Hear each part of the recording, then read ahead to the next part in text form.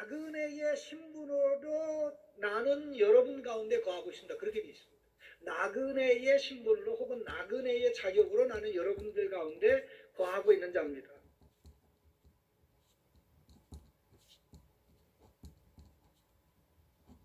창세기 22장의 기록이 모리아 사건입니다. 아들과 함께 모리아 산에 번제를 드리러 갔다가 하나님께서 기적적으로 그 제사를 중단시키고 순양을 대신 드림으로 이삭과 아브라함은 다시 돌아와 부엘세바에서 살았습니다. 19절입니다. 22장 19절에 이에 아브라함이 그의 종들에게로 돌아가서 함께 떠나 부엘세바에 이르러 거기 거주하였더라. 부엘세바에서 나그네로 살다가 어느 시점에 헤브론으로 이주한 것입니다. 그래서 헤브론에서 아브라함의 아내 사라가 죽은 것입니다. 창세기 22장과 23장 사이에는 대략 24년의 시간차가 있습니다. 24년이라는 시간차가 있습니다. 13살 정도 때 나이가 이제 37살이 모친이 죽었을 때 37살이 됐으니 대략 한 24년이 지난 후입니다. 그럼 가만히 생각해 보시죠. 이날 이때까지 아브라함은 가나안 땅에서 나그네로 산 것입니다. 그럼 가나안 땅에 아브라함이 들어왔을 때 나이가 몇이죠? 75살입니다. 100살 됐을 때 이삭을 얻었습니다. 그 이삭이 지금 37살이 됐습니다. 그러면 아무리 작게 잡아도 60년이 더 됩니다. 지난 60년 이상을 가나안 땅에서 나그네로 살았습니다. 나그네로 살았습니다. 돈이 없어서? 아닙니다. 권력이 부족해서? 아닙니다. 그를 보호하는 사병이 없어서? 그것도 아닙니다. 하나님께서 그에게 내가 지금 거하고 있는 이 땅을 지금 네가 살아있을 때는 줄 것이 아니냐. 나중에 줄 거야. 창세기 15장에는 외국에 가서 400년 동안 종살이 한 다음에 거기서 나와 가나안 땅을 얻게 될 거야. 나그네의 삶을 살아본 적이 없는 도시 시민인 아브라함이 하나님의 말씀을 받고 가나안 땅의 약속을 받고 그 땅을 먼 훗날에 주실 것을 하나님이 약속하신 그 순간부터 60몇 년이 지나도록 아브라함은 나그네의 삶을 살았던 것입니다. 하나님의 정한 때를 기다리며 가나안 땅에 있지만 가나안 땅의 주인은 여기 있고 나는 아직 가나안 땅의 주인이 아니고 하나님께서 나중에 주신다고 그랬으니 나는 그때까지 나그네로 살아야지 하고 지금까지 그렇게 살아온 것입니다. 물론 그 삶이 얼마나 고달팠겠습니까? 계속 이동을 해야 되고요. 그 다음에 오늘날에 비하면 임대료가 그 땅 임대료가 그렇게 비싸진 않았을 것입니다만은 평생 임대료를 어느 정도 지불하면서 가나안 땅의 주인들에게 지불하면서 살았을 것을 생각하면 신앙이라는 단어 외에 아브라함이 나그네의 삶을 산 것을 달리 설명할 길이 없습니다. 자기는 이 세상에서 나그네이기 때문에 이 세상에 살아있는 사람들을 주인을 대하는 심정으로 대했다는 걸 우리가 기억을 해야 됩니다. 자, 누가 우리 집에 손님이 왔습니다. 손님이라는 것을 의식하고 있는 한 그 집의 주인을 소중하게 여길 것입니다. 귀중하게 여길 것입니다. 마음대로 이것저것 열어보지 않고 이 방 저 방 들어가서 두시지 않고 냉장고도 마음대로 자기 집 냉장고처럼 열지 않을 것입니다. 모든 게 조심스러울 것입니다. 아브라함이 그랬습니다. 이게 정말 믿음의 사람이지요.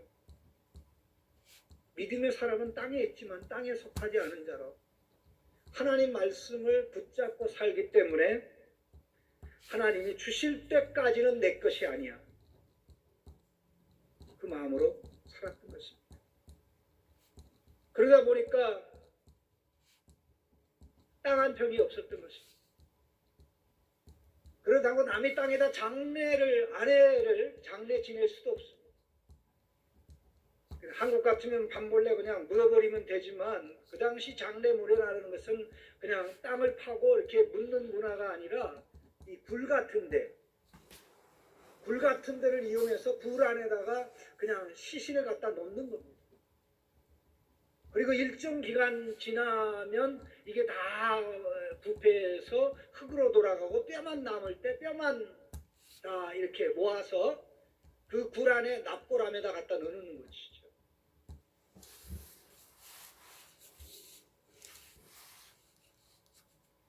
그래서 피치 못해 이제 장지를 구하게 되는데 아브라함이 해족속에게 정중하게 부탁합니다. 내가 나그네 신분으로 여러분들 가운데 거하고 있는데 내게 매장할 소유지를 주어 나의 죽은 자를 내어다가 장사하게 허락해 주십시오 라고 이야기할 때 해족속은 호의적으로 반응했어요. 호의적으로 반응할 정도가 아니라 5절 말씀에 6절에 내 주여 들으소서 당신은 우리 가운데 있는 하나님이 세우신 지도자이시니 우리 묘실 중에서 좋은 것을 택하여 당신의 죽은 자를 장사하소서. 우리 중에서 자기 묘실에 당신의 죽은 자를 장사함을 금할 리가 없으리이다. 아브라함에게요 내 주여 우리의 말을 들으소서 그랬습니다. 내 주여. 헷족속이 나그네 아브라함에게 그들이 자기들의 추장을 부를 때 추장을 부르는 호칭을 써서 아브라함을 부르고 아브라함을 가르쳐서 당신은 하나님께서 세운 지도자입니다. 하나님이 세운 지도자, 히브리 말로는 네시 엘로임이라고 하나님의 왕자라는 뜻입니다. Prince of God. 우리 성도들이 세상에서 이런 인정을 받았으면 좋겠어요. 우리 아들, 딸들이 이 불신자들 가운데서 당신은 하나님의 사람입니다.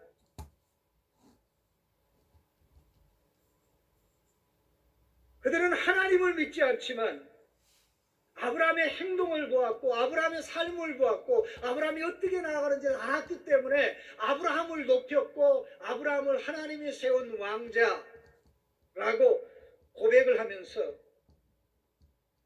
당신이 원하는 곳에 장지를 골라 아내를 장사 지낼 수 있습니다. 그러자 아브라함이 어떻게 행동합니까? 그 자리에서 일어나 헷적속 주민 앞에 몸을 굽히고 깊은 존경을 표시했습니다. 참 얼마나 멋있습니까? 얼마나 멋있습니까? 그러자 아브라함은 또 조심스럽게 여러분께서 이렇게 참 호의롭게 말씀해 주시는데 여러분의 추장에게 부탁해서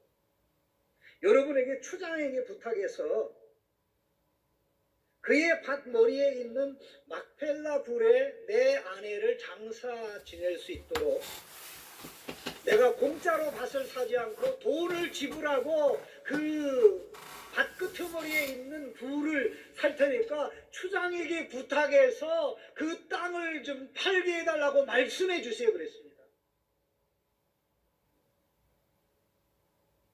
얼마나 멋있습니까?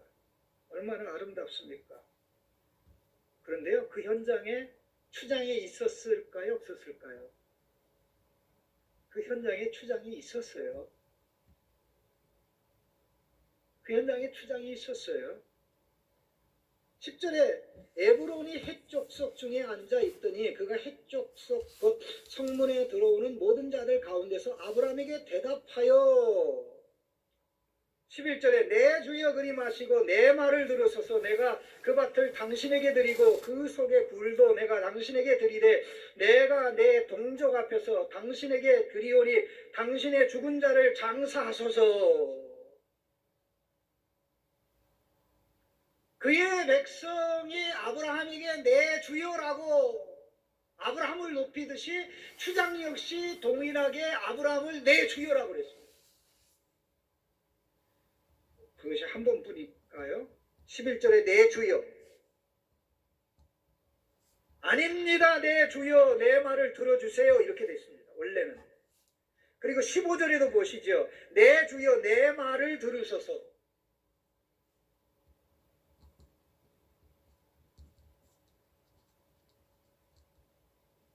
그 추장이 그렇게 말하자 아브라함은 다시 한번 백성 앞에서 추장에게 몸을 굽히며 존경을 표했습니다. 이게 나그네 아브라함과 그 땅의 주인 해족속과의 관계입니다. 얼마나 복된 모습입니다. 아름다운 모습입니다. 하나님은 우리가 세상에서 이렇게 인정받기를 원합니다.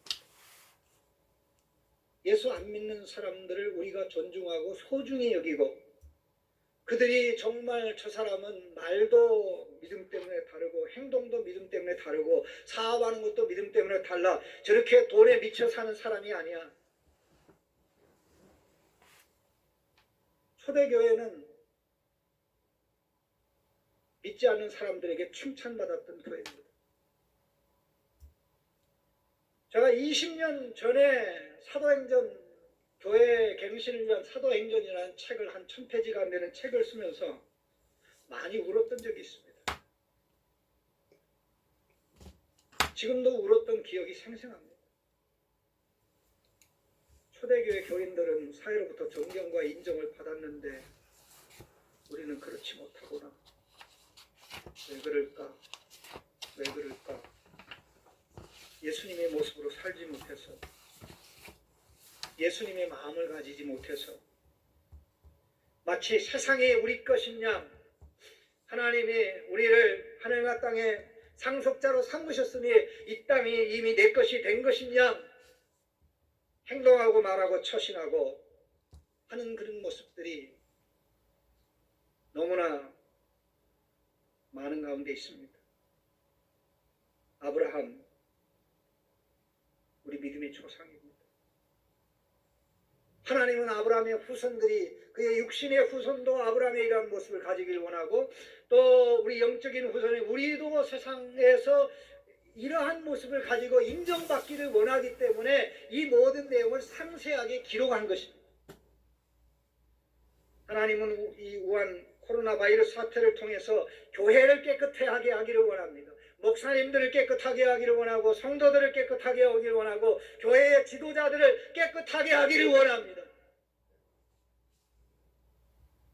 그래서 우리가 울 때, 우리가 하나님 불쌍히 여겨주시려 할 때 하나님께서 저는 코로나 물러가게 하여 주실 줄로 저는 믿고 있습니다. 저 해족속이 아브라함에게 땅을 제공하겠다고 합니다. 해족속 앞에서 그들의 추장이 자기 밭에 끄트머리에 있는 굴을 제공할 뿐만 아니라 밭도 주겠다고 합니다. 아브라함이 돈을 드리겠다고 그랬는데 내가 돈을 왜 왔습니까?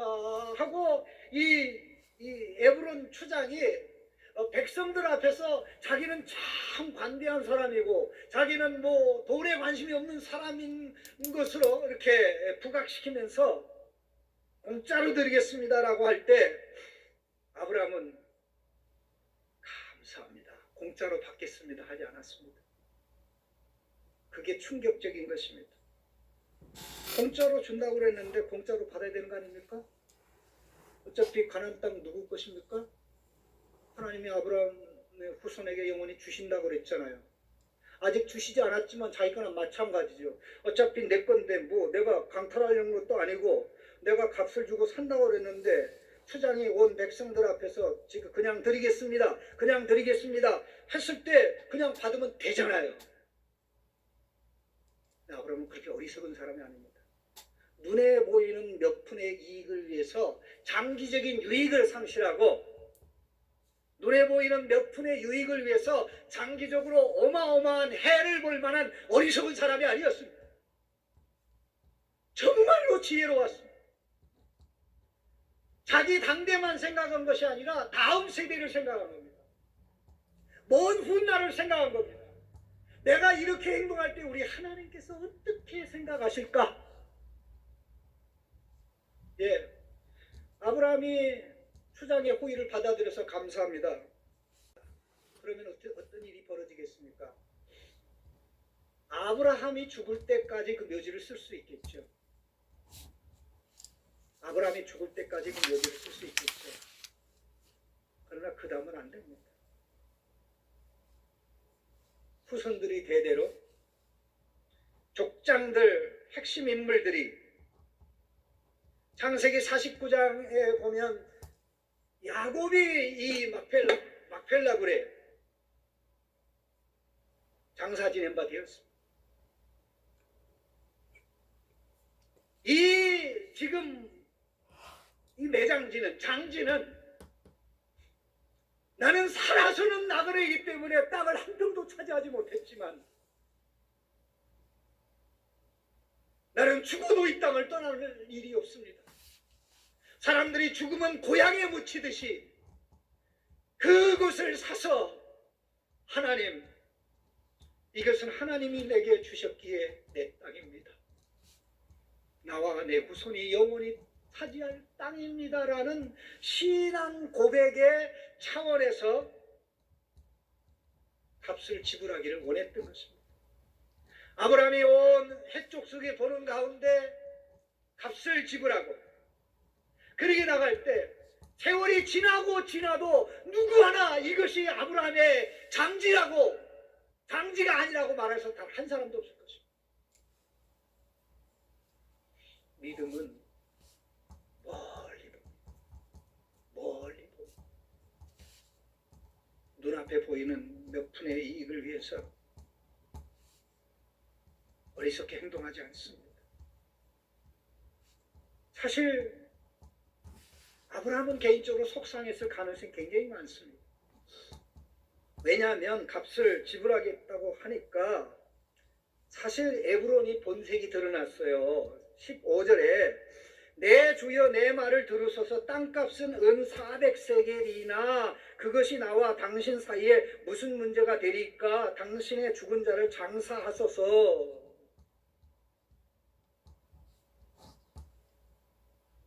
사실 온 백성 앞에서 추장의 에브론이 아브라함의 체면을 세워줬잖아요. 예, 장사 지낼 수 있습니다. 제 좋은 땅에 장사 지내십시오. 무슨 값입니까? 그렇게 했는데 아브라함이 아닙니다. 제가 값을 드리겠습니다. 이렇게 해서 이제 에브론을 이제 소중히 여기고 이제 체면을 세워주려고 하는데 떡하니 에브론이 하는 말이 그렇다면 꼭 값을 지불하시겠다고 그러면 은 400세겔이 되는데 그것이 저와 당신과 무슨 관계가 되겠습니까? 요게 앞부분의 말까지 이게 은 400세겔입니다 하고 문장이 끝나면 문제가 없는데 그 흥정이 가능해요. 근데 이게 뭐 몇 푼이나 되겠습니까? 근데 이게 계산해 보면요. 은 400개거든요. 1년 품삯이 은 40개입니다. 1년 품삯이 그럼 가만히 생각해 보세요. 1년 품삯에 40배를 요구한 겁니다. 그러면 종 한 사람의 40년 품삯이에요. 아브라함 당했어요? 안 되겠어요? 바보예요? 안 바보예요? 바보죠. 헷 사람이 볼 때는 바보입니다. 에브론이 볼 때도 바보입니다. 그러나 하나님이 바보로 보셨을까요? 어리석게 보셨을까요? 기쁘게, 즐겁게. 마치 17절의 묘사를 보면 이렇게 됩니다. 15절, 16절에 은사백세를 기쁘게 달아주었습니다. 17절에 마무리와 막펠 모든 나무가 성문에 들어오는 모든 정원을 산 것처럼 묘사하고 있습니다. 정원, 동산을 산 것처럼 밭이 나오고 굴이 나오고 주변에 모든 나무가 언급이 되는 이게 동산이 아닙니까? 믿음의 눈으로 하나님이 결국 가나안 땅 전체를 줄 걸 내다보면서 내가 어마어마한 통상적인 그런 액수에 뭐 몇십 배 된다고 할지라도 아깝지 않지 기꺼이 지불했던 게 하나님 앞에서는 너무나 아름다웠던 것입니다. 이런 신앙을 하나님께서 우리에게서 찾고 계십니다. 우리가 이런 신앙으로 살아가고 이런 신앙을 우리 다음 세대들에게 보여준다면 우리의 미래는 아름답고 하나님께서 우리의 삶을 통해서 영광과 존귀를 받는 역사가 넘쳐날 줄로 믿습니다. 다들 힘들하고 어려워할 때 우리 크리스찬의 하나님의 아들딸이라는 자존심, 하나님의 아들딸이라는 그 신분을 유지하면서 사랑스럽게 사시는 은혜가 있기를 주님의 이름으로 축원합니다. 하나님 감사합니다.